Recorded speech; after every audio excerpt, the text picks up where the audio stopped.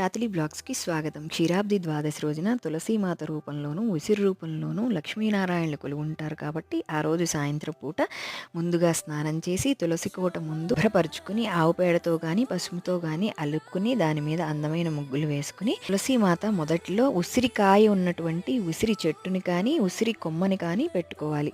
ఈరోజు దీపదానం కానీ, దీపాలు వెలిగించడం కానీ చాలా ముఖ్యం కాబట్టి, వీలైనన్ని దీపాలని తులసీమాత ముందే వెలిగించుకుని, తులసీమాతకి, ఉసిరికొమ్మకి లక్ష్మీనారాయణ స్వరూపంగా షోడశోపచారాలని, కలశ పూజని, నైవేద్య మంత్రపుష్పాల్ని సమర్పించాలి. ఇవేమీ రానివారు మనస్ఫూర్తిగా లక్ష్మీనారాయణ స్వరూపాన్ని తలుచుకుంటూ మీకు వచ్చిన పాటలు కానీ, వచ్చిన మంత్రాలు కానీ చదువుకోవచ్చు.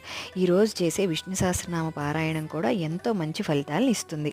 ఇంకా ఈరోజు తులసీమాత యొక్క కళ్యాణాన్ని విష్ణుమూర్తితో మీరే ఇంట్లో మీకు వచ్చిన పద్ధతిలో మనస్ఫూర్తిగా చేయొచ్చు. లేదు గుడి దగ్గరలో ఉంటే అక్కడ తులసి కళ్యాణం జరుగుతుంటే వెళ్ళి వీక్షించవచ్చు.